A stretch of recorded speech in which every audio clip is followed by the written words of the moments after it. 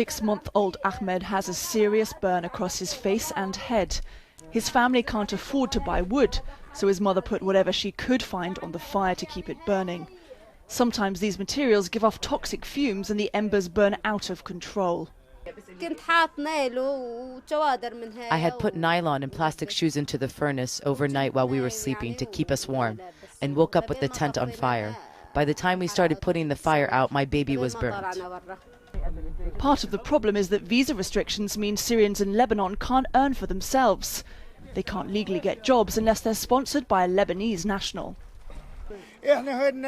We are displaced and have absolutely no human rights. Just look and see, where are my human rights? Look at these kids, no proper clothes. I have 10 people to take care of, and I'm old. How can I feed them and keep them alive? The United Nations appeals for international donations to help Syrian refugees every year. But last year it received half of what it had asked for, which means many refugees here are having to go without. It's people in the newer refugee camps like this that are most vulnerable. They don't even have the most basic things they need in the run-up to winter. They need things like wood and fuel for the fire and plastic sheeting to waterproof their tents.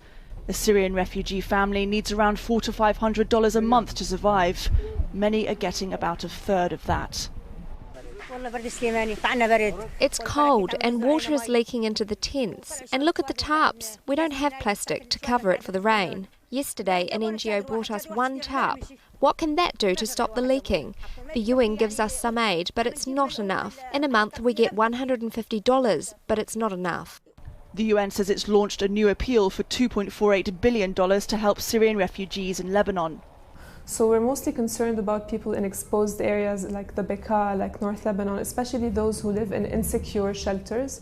And we know that 55% of refugees in Lebanon live in what we call insecure dwellings, such as garages, warehouses, not only tents, but also tents. And all of them need our help and support.